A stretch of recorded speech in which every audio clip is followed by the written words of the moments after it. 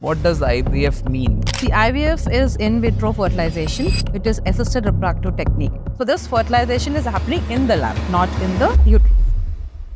If somebody is not releasing an egg, if there's no egg releasing every month, somebody who is having blocked fallopian tubes, somebody who is having abnormal uterine cavity or something inside the uterus, or if the sperm counts are very, very low. So all these patients will have difficulty in conceiving naturally. So all these will require help if they're having any of these problems. Smoking plays a very vital role in infertility, what I have heard. Egg quality for the female is drastically declined. The quality is declined, they can have abortions. For men, the sperm counts, motility and shapes will be drastically, they will be abnormal. Is it? Yeah. Somebody is having quality issues, they have to reduce their caffeine intake. This will increase the caffeine and this will again causes hormonal problems. So only 2 cups of coffee or tea per day is allowed. IVF can also lead to death. This is a good question. If you want twins, just go to IVF center, you'll get twins. The twin rate is slightly higher in IVF, 20 to 30% twin rate. Young ladies who are not married, they come for fertility preservation.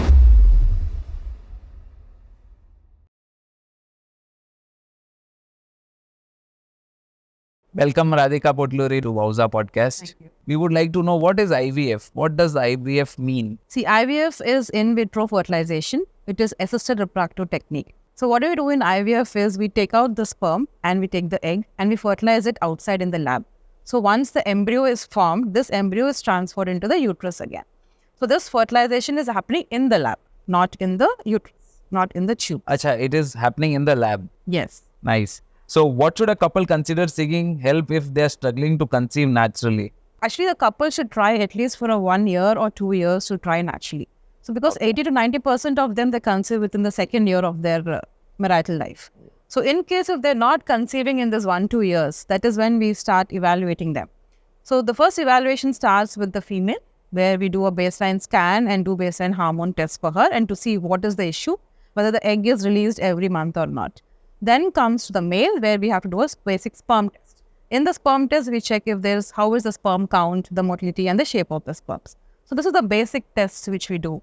Because a lady should ovulate every month, egg should be released every month, and the husband's sperm count should be good.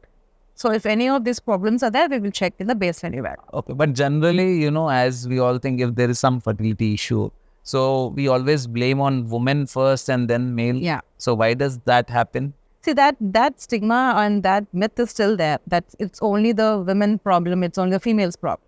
But that's not the fact right now. If you can see about the incidence about infertility right now, it's almost the same as men, because men infertility rate is actually more than female. When I see in my clinic, we see more of male infertility than the female infertility these days. The correct. Is it? Yeah, it is. So it probably because of the lifestyle, the stress factors, the occupation hazards what they're having, and also the lifestyle like excess smoking and alcohol, and the chemicals and environmental factors. So all these things are actually increasing the infertility rates more in men and also in female, but they're almost equal. So what are some common misconceptions about natural conception and IVF? Yeah, this misconception, see, it's been 40 years the first IVF child is born. But still there is a myth that is IVF the natural conception or not. So the difference between IVF and a natural conception is where the natural conception happens everything inside the fallopian tube and then it goes and implants into the uterus. But somebody who's not able to conceive naturally, there's basic problems like, the tubal block is there, or sperm count is very low, or the egg counts are very low. These people need help. So we're just assisting them. It's called as assisted reproductive techniques, where we take the egg out, fertilize them outside with the sperm and create embryos and transfer back into the uterus. So all this process is whichever is going to be happen in the tube is naturally the same way is going to happen in the lab. So once the embryo goes and attaches into the uterus, after 3 months, everything is like a normal pregnancy. So there's no big difference after 3 months for an IVF pregnancy and a natural pregnancy. So what is the process of conception during IVF and natural conception? What is the process? Process like what I told you just now is like next to the uterus, there are 2 fallopian tubes where egg and sperm fertilizes and the embryo is formed. And this goes and implants into the uterus. So what happens in an IVF is, as I told you, we will take out the eggs. We have to stimulate the lady. Because in IVF, what happens, naturally only one egg is released every month. In IVF, what happens, we retrieve at least 15 to 20 eggs. It depends on how many eggs the lady is having that month. So it differs from patient to patient. So somebody can have 5, somebody can have 15 eggs. So all that will be grown in that month. So we retrieve all that eggs. So do we have count of eggs for each woman or something No, like that? every woman is different. The normal rates or the egg count is around 15 to 16 eggs in that month. So it differs from patient to patient. I've retrieved patients for 30 eggs. I've retrieved patients 2 eggs. So it differs from patient to patient. So what we have to know over here is, if a patient is getting 15 eggs, it means 15 months, that 15 eggs, 15 months they've tried in one attempt. So that is how it is. So the success rates of IVF would be faster and very high than a natural pregnancy. But we don't do IVF for everyone. It is only for one patients who require IVF. In what situation you would recommend couples try natural conception method before considering to IVF? See, I would recommend everybody should try naturally, okay, at least for 1 year to 2 years, until and unless if the sperm counts of the husband are very, very low, if they're having any sexual dysfunction, or if the lady is forbidden reserves, if the egg numbers are very low, or if both the fallopian tubes are completely blocked. So only in these conditions, or if the couple are above 37 years. So only in these conditions, we tell them to go for IVF directly. Otherwise, definitely they can try naturally. The next step is intrauterine insemination. They can try that also. Only if all these fail, then only they have to go back to, have to do IVF. So as you said that male also feels. So lifestyle plays a major role in that? Lifestyle plays a major role in both male and female. Even in female also? Yeah, true. Yeah, because see, I've seen females with, excess weight. So patients who are obese and also undernourished, like very low BMI and very high BMI, also have fertility issues. So because of this high BMI, they can have PCOS, they can have irregular menses. So in this place, what will happen, they will not ovulate. The egg is not released every month, so they'll have fertility issues. And also, depending on their diet, if the diet is not nutritious, then the quality of the eggs would be very poor. And also, smoking and alcohol will affect both men and women. So that also is causing more of fertility issues. So how does the age impact the chances of both natural conception and IVF? See, now age is a very... Because you told, no, 37 years and correct, yes, above and below. So age is a very, very important factor. Usually, I suggest all our patients, I recommend all our patients to finish their pregnancy before 35 years. Because once the age crosses 37, the egg qualities will become very less. The quality and the numbers of the eggs will become very less. So it will reduce their fertility rate. So chances of conception would be very less after 37 years, natural conceptions. So they will need help. So that is when we should think of IVF and IUI techniques. And also chromosomal problems are more with advanced age. They'll have abnormal babies, they'll have abortions if the age is more. That's why age plays a major role in fertility, obviously. So you say that fertility should always happen before 35? They should finish their family. Ideal age is 30 to 35? Yeah, ideal age, I would say late 20s and early 30s.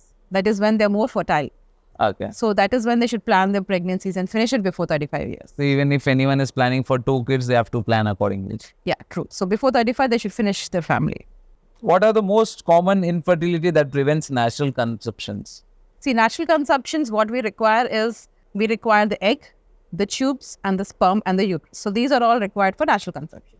If somebody is not releasing an egg, if there's no egg releasing every month, somebody who is having blocked fallopian tubes, somebody who's having abnormal uterine cavity or something inside the uterus, or if the sperm counts are very, very low. So all these patients will have difficulty in conceiving naturally. So all these will require help for if they're having any of these problems. Do we have any test or something before conceiving? Shall a couple should go to all this test or something like that? See, I would not say they should go through all the tests, but in case of the couple is not conceiving in For 2 years more than or 2 1 years year, or something. they should be trying naturally. They should be knowing the ovulation time. They should be doing that ovulation tracking also. That is also very important. Because we usually ask them how long they're married for. They say they're married for 4 to 5 years. But actually, when we go into the deeper history, they would say they were trying only for 6 months or 3 months, but they were married for 5 to 6 years. So we should know exactly how many, since when are they trying? Are they trying are they tracking their ovulation time? That is very important. Are they trying at the right time? If they're doing all that and still they're not conceiving for 1 year or 2 years, that is when we should start evaluating, as I told you, all the tests, what we need to do. Only then we need to do all the tests. So once you're trying and if it is crossing a year, it's a high time to go and check. Yes. So if you're trying with the ovulation tracking and you've crossed 1 year, you've not conceived, then yes, you have to get yourself evaluated. nowadays I see a lot of people are suffering with infertility issues, are suffering because why that is grown so much in this recent decade. Yeah, true. Because the incidence of infertility has drastically increased. Basically, it's because of the lifestyle. Excess stress factors, the environmental toxins, and also the diet, sedentary lifestyle, night duties, stress, and all this, and also because of the age. Everybody are planning pregnancy only after 35 years. So all these factors are having a drastic effect on fertility. So that is why the incidence have increased so much. So there is a concept of egg freezing. Yes. So what is that egg freezing, concept of egg freezing? See, egg freezing has become, so much in these days. We also see so many celebrities talking about egg freezing these days. Celebrities like? Celebrities, like there's so many celebrities who've been vocal about egg freezing. Recently, Mrunal Thakur and Priyanka Chopra has already, she's frozen her eggs before and then she conceived through IVF. Oh. And many, recently also Meher, what's her name? I think her name is Meher, I'm not very sure. So all these celebrities, they are actually talking about egg freezing and it is in now. The young females now, they should know about egg freezing because most of them are into these professions and they're delaying their pregnancy. So they should know that after 35, the egg qualities and the numbers will become drastically low. So if they're planning the pregnancy after 35, the success rates of getting pregnant is very less. So what are these people doing is like why we recommend egg freezing is when they're fertile, say in their late 20s and early 30s, when they're actually very fertile, they can freeze their eggs. They can retrieve and freeze all their eggs and they can plan pregnancy after they're 37. This is called as social freezing. And there's something called as fertility preservation where somebody is having any cancer treatment. Say if they're diagnosed suddenly with cancer, if they go through these cancer treatments with chemoradiation, this will drastically affect their egg qualities. So they cannot conceive naturally after that. Such patients also, if they freeze their eggs, they can conceive with the frozen egg later. Egg freezing is also done at labs or like how it is? Like suppose if my female partner wants to go for egg freezing. Yeah. So those eggs are taken out and stored in a lab or like how? Then how does that fertility also work? It is also done at lab or it's done in human? Yeah, I will tell you. So what they'll do is when, when a female wants to freeze her eggs, say she's planning later. So she'll come for a scan. We will do a baseline scan to see how many eggs are there in her ovary in that month. So we will do an IVF stimulation for her. Every month, just one egg grows. So we'll have to give her gonadotropin, this hormone injections to improve and grow all the eggs in that ovary. So probably if she has around 10 to 15 eggs, we grow all the eggs. It will take at least 10 to 15 days for them to grow all these eggs. The eggs should become big and mature. So once they are mature, we give them anesthesia and we retrieve all the eggs from the ovaries. And we take these eggs out and we freeze them in liquid nitrogen.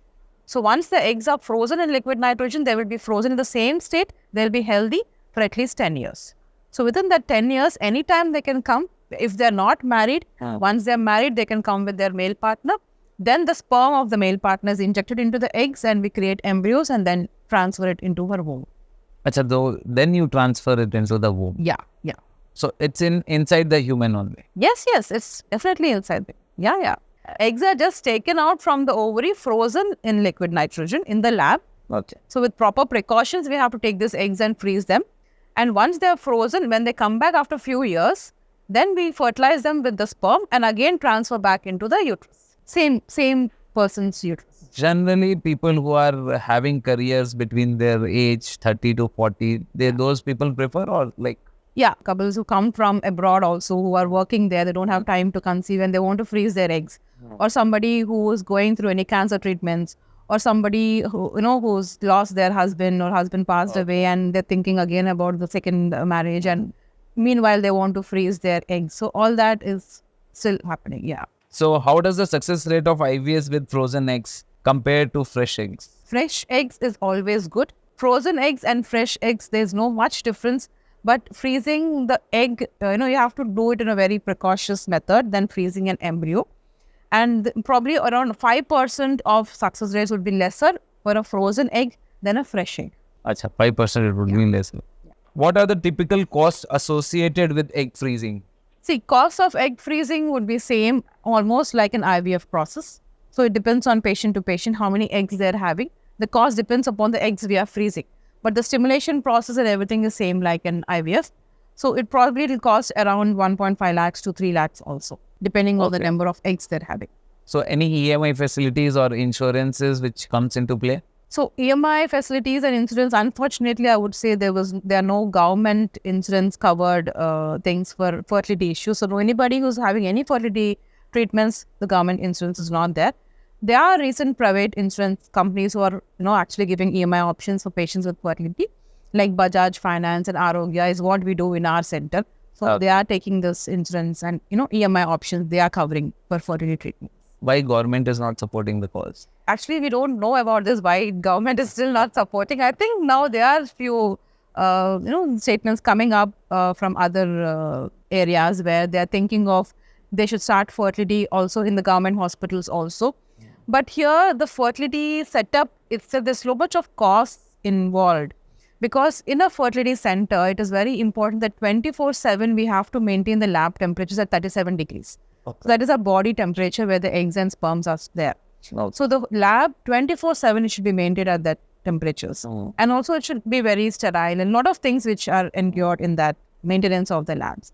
So probably we have to this, if the government is coming up with IVF centers in the government setup, then probably it will be more helpful for patients who are less affordable. So I think you doctors have to go to government and ask for that, all things. Yeah. In Telangana, actually, they're starting, but in Andhra, I think we should still come up with that.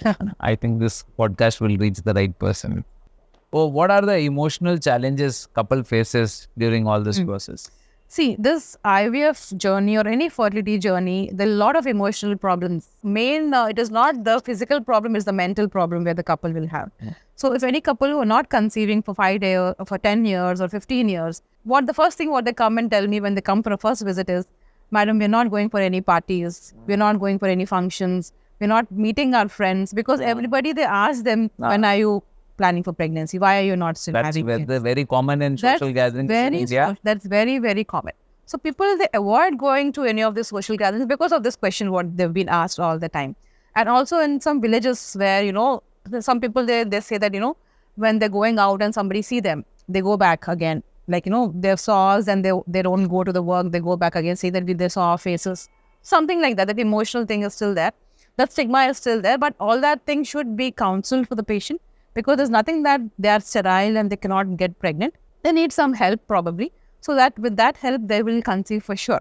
So we have to just give them the options how to conceive. It's not that they will never get pregnant. They will get pregnant, but they're taking some time. That's all. Right. In India, it is like a social evil if you don't conceive. Yeah. That is there. That's mentally drains the couple, who are going for fertility treatments. But we have to give them positive attitude. We have to give them positive vibes and counsel them. And they should be positive about it and they should be strong. So more of emotional counseling is there in fertility treatments than the treatment what we actually do. So definitely a counselor is must for any fertility center. Okay. So you people also counsel the couple before going through the process? Yes, definitely. So any couple comes to me on the first visit, I at least sit and talk to them for 45 minutes per 1 hour. Any couple who comes to me. It's a couple counseling or one-on-one counseling? No, it is always a couple counseling. It is never a one-on-one counseling. So any fertility treatment, the couple should come together. I would not encourage their parents or their in-laws to be with them, with the couple, because sometimes they don't tend to talk what they actually want to talk when these people are there around. So I always let only the couple be in my room, and it will be a counseling for at least 45 minutes to 1 hour. The couple should understand what are their problems, what treatment they should undergo, and what is the success rates of their treatments, and then only they can start their treatments. So what are the natural and most effective methods or techniques in increasing fertility? The natural techniques which increase fertility is, as I told you, the stress factors are always the first problem. It is actually a vicious cycle. Like, people who are having infertility issues, they are stressed. The stress itself will cause infertility again. Yes. Because what happens in stress, the cortisol levels are very high. This will cause hormonal imbalance. So again, the normal hormones which are there in the body will be not functioning properly. So first of all, stress should be controlled. For that, they can do this yoga or medication or breathing exercises. So all these will reduce their stress. And also the physical exercises, reducing their caffeine intake. So all these will reduce the stress. Caffeine also will cause fertility issues. Somebody is having fertility issues, they have to reduce their caffeine intake. People who usually does this night duties and works for long hours, they tend to take a lot of tea and coffee. Coffee, yes. So 6 cups, 7 cups. this will increase the caffeine and this will again causes hormonal problems. So only 2 cups of coffee or tea per day is allowed. Whoa. That is a normal consumption. So they should not go beyond this. And smoking drastically affects the sperm count. So somebody who's smoking regularly and they're having fertility issues, they have to stop smoking immediately. The next is alcohol. Occasional alcohol will not harm the sperm much, but daily consumption of alcohol will also affect the sperm. It will affect both the sperm and the egg also. So stress factors, smoking, alcohol, weight, maintaining the weight is also very important. So, and also exercise. So if you exercise at least for 30 minutes, like at least a brisk walking every day for 30 minutes, it will improve the blood flow to the ovaries and also it will improve the sperm counts. So all these things, natural methods will help you to improve the fertility. So this also enhances them to conceive naturally. Somebody who is a PCO, what happens? They'll be obese, overweight, eggs will not be released for them. So if you exercise and maintain your lifestyle, your hormones will be regularized and you can conceive naturally. So they also have to follow all this. Smoking plays a very vital role in infertility, what I have heard. Yes, but true. Because I have heard that, okay, junk food, alcohol and everything, but smoking is the first factor which affects infertility. Yeah, but smoking, what happens, the egg quality for the female is drastically declined. The quality is declined, they can have abortions. For men, the sperm counts, motility and shapes will be drastically, they will be abnormal. Is it? Yeah. And also the sperm DNA, even though if the counts are normal, this men will think, okay, fine, my counts are good, I can smoke, no problem. But what will happen is the DNA in the sperm will be damaged. So this will lead to again infertility and again this will lead to abortions. So in one way, even the men's sperm DNA fragmentation could be the reason for abortions. They would say, so this is also a stigma where, if a lady is having multiple abortions, they'll come with their parents or their mother-in-law saying this lady is always having abortions. But they have to know that the lady alone is not the reason for abortion. Even the men's sperm, if the DNA is fragmented, this can also lead to abortion. So when coming to natural conception or IVF, how is the timing related and how do we keep a track of it? In natural conceptions, what happens? First, you have to track your ovulation. So this ovulation time is different from person to person. It depends upon the cycle length, menstrual cycle length. Somebody who has a 21-day to somebody who has around 30 to 35 days cycle, usually they ovulate on 14th or 15th day of their period. Somebody who's having a short cycle like 20 or 21 day cycle, they might ovulate early, probably on the 8th day or 9th day. So when they're trying naturally, we'll always advise a couple to try from 9th day of their menstrual cycle to 18th day of their menstrual cycle. They can try alternately, so that will enhance their success rates while they're trying naturally. So in IVFs, usually they do not have a cycle length or tracking like that. So whether we'll have a fresh IVF cycle or a frozen IVF cycle. Fresh cycle, what we do is we fertilize the eggs in the same month, we create embryos and transfer it in the same month. In a frozen cycle, we create the embryos, freeze them and transfer them in the next month. Again, we prepare the uterus and transfer them in the next month. That is how we track. But in the natural cycle, we always advise the couple to follow this from 9th day to 18th day. They have to try. Okay. So 9th day to 18th day is the best time after menstrual cycle. Yeah, it's the best time. It is always heard that IVFs are very expensive. Yeah. So it is, or it is a normal costing as normal delivery? Yeah, I would not say IVF is very cheap. Yeah, it is slightly expensive, but they should know why it is expensive. So, and this expensive and this charges are not same for both, for everyone. Charges would differ from person to person. It depends upon their problem and their, the condition what they're having. The cost in IVF is because of the lab maintenance and the techniques what we use. See, now we're taking the gametes from your body and we're fertilizing them outside in the lab, and we have to maintain the situation of that gametes. So you have to maintain the lab 24/7 with that temperature, 37 degrees centigrade. And also we're handling the gametes there. So all that should be very fragilely taken care. And also the injections what we give to grow the eggs and to improve the sperm count. These injections are expensive and you have to maintain the cold chain. That is why IVF costs are slightly high. The cost would range from 1.2 lakhs to 3 lakhs. It depends on patient to patient. It's not the same for everyone. So what is the social stigma attached to IVF? I would say that stigma for IVF is still there. It's been more than 40 years. The first IVF child is born. But still people who come to the center and when they ask about IVF, they would ask with the first question, Madam, are the IVF children same as the naturally born children? So because it is an artificially done embryo. So it's not like that, because there are many studies which have come up saying that, the mental condition or the physical condition of the child who was born through IVF is almost the same like a natural conception. So that myth should not be there. And one more thing, what they say is, when you do an IVF process, you have to take complete bed rest. They say I should leave my job. Complete bed rest is required. Complete bed rest is not required. It's a myth. It's a myth. They need not leave their jobs. So they can continue working. Complete bed rest is not required. The only thing is, first 3 months they have to be careful, because we have to support them with progesterones in an IVF. After 3 months, it is same like a natural pregnancy. So we have come from Marwadi family. So basically, if people who are not conceiving after marriage of 2 years or 3 years, generally what I see around is all the aunties sitting at backside. Whenever, if a girl goes, if they are not conceiving after 2 years, they always try and taunt that girl. See, it impacts mentally also. How do we counsel them? Yeah, this social This is also a social stigma. and also peer pressure, and Yes. that is completely there. That is why the couple are stressed. They are, what they do is, when they come to us, they say, I have to get pregnant this month. It will not happen like that. In a month, how can they just get pregnant like that? They will say, no, this month I have to get pregnant. Then they don't conceive it. They'll go to a lot of, they'll be depressed and stressed because of that. I did not conceive this month. So if you're stressed, or if you say, I have to conceive this month, you will never conceive that month. So it doesn't happen like that. It should happen naturally. So that pressure also will not let them conceive. So they have to avoid all this external pressure, first of all, and they should try naturally without less stress. Then only they can conceive.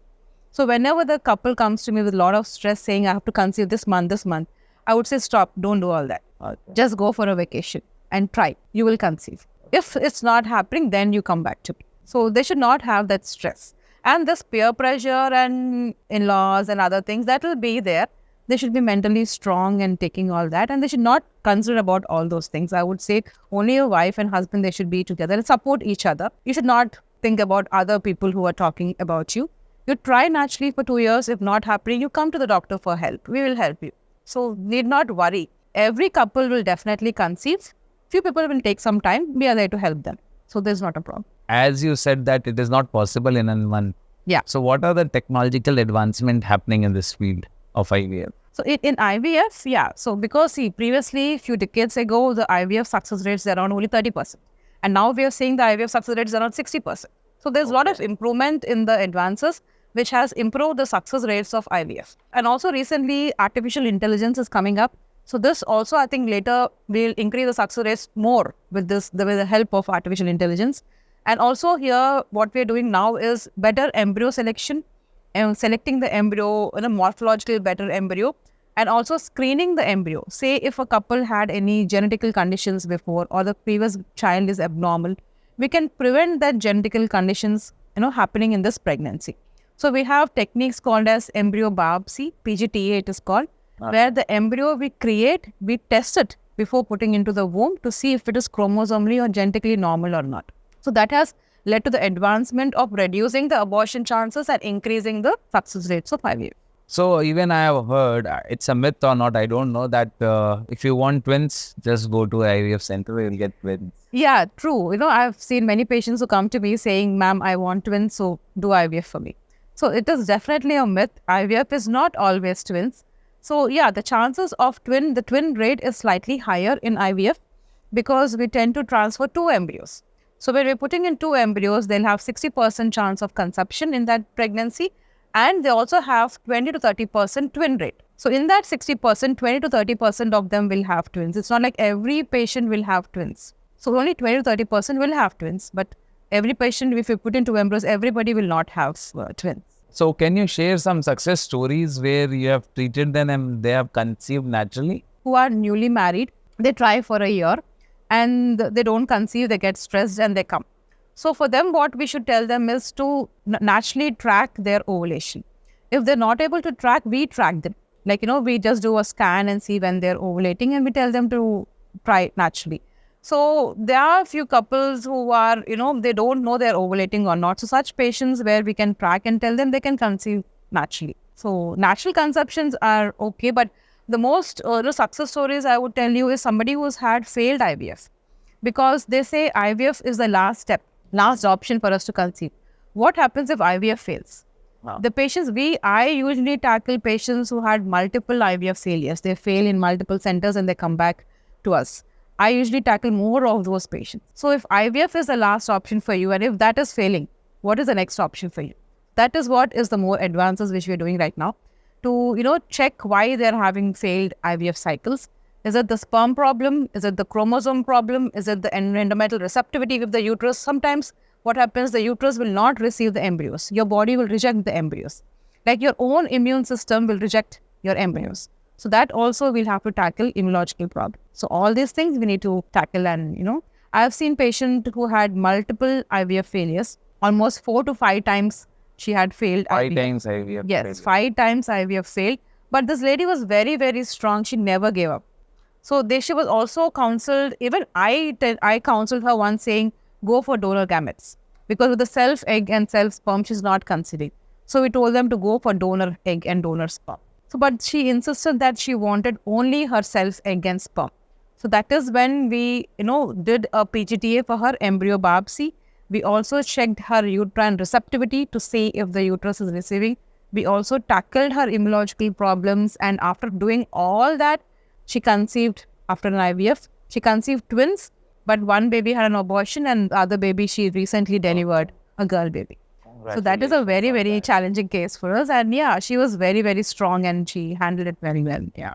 Okay. So any success rate in egg freezing case? See, egg freezing success rates are, most of them, they freeze the eggs and they come very late, because we've done many egg freezings and most of them have still not come back to do the fertilization, because I've done egg freezing for young girls around 21, 22 years who had surgery in the ovary. One ovary is removed.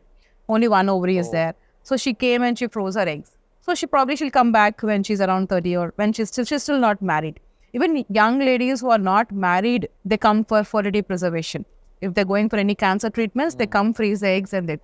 So what are the side effects, as you said that you have many patients who are having multiple failures of IVF and all. Yeah. So do they leave some side effects on the girl or lady? Yeah. See, what happens is, because there's so much of hormonal changes in the body. Yes. Because IVF treatment itself will be giving them injections, they're hormonal injections.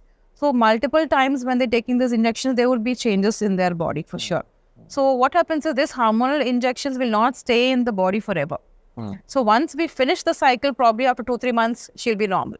So whenever she's going through multiple cycles, probably she has to take a gap of at least 2 months in between the cycles. And not more than 6 cycles is what we recommend. They should conceive within the first 1 or 2 cycles in IVF. So the best thing what we should do is troubleshoot. If a patient is having a failure, what is the problem for the failure? What is the cause? So troubleshoot and then try to correct all that and give them a better success. I don't know if it is a myth or a truth, but IVF can also lead to death. IVF can lead to death? Yes. No. That is totally a myth. IVF will not lead to death at all. So the only one complication what can happen with IVF is ovarian hyperstimulation. This usually happens in patients with PCOD problem. Okay. PCOD is a common problem which we see in fertility. Yes. So such patients, when we're doing an IVF stimulation, it is very important that, we have to stimulate them in proper way, monitor them properly, give them the dosage adequately. And after we do the egg pickup also, we have to control their ovarian hyperstimulation by again giving them medications to bring their ovary sizes down. So all this is properly done. Definitely there is no death which occurs with IVF. It never happened and it's not like that. Someone can do even abortions after the IVF is done? No, it's not that they do abortions. It's like they can also have an abortion even after an IVF. It's not like only natural pregnancies can lead to an abortion. Somebody who's had an IVF also can have an abortion. Usually abortions rates will be around 30% for a natural conception or an IVF also. So if somebody is having multiple abortions, say they're having more than 3 abortions continuously, then we have to investigate more. There could be multiple reasons which are causing these abortions. It could be the male factor, it could be the female factor. So we have to identify that, correct it, and then plan for the next pregnancy. Why should women only have all that blame on themselves? So what is the role of men See, definitely in not. infertility? I would say women should not take all the blame. It is almost 50% male infertility issues are there. In my clinic, as I told you, I see more of male infertility than the female infertility these days. Is it It true? is drastically increasing. Yes, it is true. Because in India, there is a mindset, if you are not getting pregnant, it's a woman's issue rather than yeah, male. that was before, but now it is changing. So men are coming forward and they're getting themselves tested. And yes, it is true that the fertility issues in men are increasing. It is almost same like female, and in fact more than female. So it could be various factors, I would say, why the fertility issues are more in men. Because I said as the environmental problems, where environmental toxins, and especially we should look into the hazards, occupation hazards. Many men, when they're working in the work areas, they don't know that somebody is a chef. They'll have continuous exposure of the heat to their, the testicular area. And somebody who's exposed to chemicals, radiation, pesticides, paints, all these people can have fertility issues. And also doctors who are exposed to the radiation can have fertility issues. And smoking, daily smoking, alcohol consumption, night duties will alter their sleep pattern. They can have fertility issues. Hormonal changes. Excess consumption of tea, coffee, coke, soft drinks, all these can cause fertility issues. Taking junk food, sedentary lifestyles, all these are increasing the fertility rate. So what are the methods to improve that sperm count? We usually tell somebody who's having male fertility issues, we always tell men to take proper diet. The diet to improve the sperm count should include multiple fruits like colored fruits, leafy vegetables, seeds and dry fruits, and also nuts. These will improve the sperm count. And also there are studies which are coming up that, watermelon, pomegranate, all these fruits, and also these seeds like sunflower seeds, flax seeds, and all these multiple seeds will improve the sperm count. So we tell men to include all these in their diet. And also you should avoid putting your cell phone in your pant pockets. Do not use tight undergarments. Do not take hot shower baths. Stop smoking completely and minimize your alcohol intake. So all these precautions we usually tell men when they're having fertility issues. It's shocking to know that you should not put your cell phones in the pocket. Why is that in so? The pant pockets, usually we tell them not to. Radiation? Radiation. And also I should mention this, it is very important. Somebody who's in the gym, trying to build the muscles, they usually take some exogenous testosterone and steroids. Yes. So what happens is this testosterone will actually reduce your endogenous testosterone, and these men will have fertility issues. The sperm counts will be drastically reduced for men who take exogenous testosterone injections. Sometimes I've seen men who come to the sperm count is completely zero. So when we ask them history, then they'll say that, I used to take this testosterone injections to build my muscle. So that is very, very important. Most of them, they don't know about this, that they should know about. So the man who is having the sperm count zero can also conceive, or they should go with the donor? This is a good question. So somebody who has zero sperm count, they think that they should go for donor sperm, but that is not true. There are many advances which have come up these days. So first of all, if they're having zero count, we should first know what is the problem, why they're having zero. Whether it is a hormonal problem, whether they're having some testicular problem where the testis is not functioning properly, or is there any obstruction where the sperm is coming out, there can be some obstruction. So first we have to evaluate that. If in case any of the problem is identified, we can take the sperm directly from the testis, inject that sperm into the egg. It is called as ICSI. It is called as intracytoplasmic sperm injection, where we take the sperm directly from the testis, take the egg from the ovary, inject it both, do the fertilization, create embryo and transfer into the uterus. So even men with zero sperm count, they can conceive with their own sperm with this advanced techniques. They're called as testicular sperm aspiration or microtessi. So those people also, the men with zero sperm count also can take treatment at IVF centers, or they have different centers for that? They need treatment at infertility or IVF centers because they should undergo ICSI, intracytoplasmic sperm injection, because only with that method they can conceive with their own sperm if they're having zero sperm counts. So as you said that cell phones should not be kept in the pant pockets. Yeah. So any symptoms? Not have any symptoms as such. But if they do a sperm analysis, sometimes the sperm motility and the shapes of the sperms will be less. It is not drastically less, but somebody who's already having fertility issues, they should avoid doing that. Yeah. So I would like to know that what was your wowza moment in IVF fertility center? See, I've been practicing since 19 years, gynecology and fertility. So the best moment what we actually have is when a couple conceived with you comes to you with the baby. So I see every day in the morning or every day, we always wait for the urine pregnancy test strips. Because every day we do an embryo transfer. So every day we expect a result. So every day in the morning in my phone, I get an alert saying this is the UPT, this is the pregnancy test. The patients will send me or my sister will send me. So that is we feel very nice when we see, okay, this patient is pregnant. And when they come to me with their kids, and that is the best moment which I will have. And I always pleasure to see patients who have suffered so much and they come with their kids to me and they would say, some people will say, I will name my child with, your name. Or some people will say, you're like a goddess to me, so name my child. So that is really, you feel very nice about your profession when you see all these things, every day. So one piece of advice you would like to give to men and women both? See, one piece of advice, I would say, don't delay your pregnancies, because I know profession is important, but even the family is important. So if you plan pregnancy early, or if you come to your doctor or meet your doctor, if you're having initial stages of any problems, don't hesitate. It is not a problem. Infertility is not a problem at all. It can definitely be cured. But you have to approach the doctor early. Don't hesitate. If they come early, definitely we can help them. So always plan pregnancies before 35 years. Don't think you can just postpone, and everybody will think like, okay, let me postpone. I'll plan at 40 years. Anyways, IVF clinic is there. I'll go for IVF. So that has become, more, these days it's become like that. I have few friends also when they say, okay, you're there for me, at 40 years I'll come. So that's not right. You have to finish before 35 years. Okay, it was great talking to you, Dr. Radhika, and thank you so much for coming at Wowza podcast and sharing your insights. Yeah. Thank you. Thank you so much. Yeah.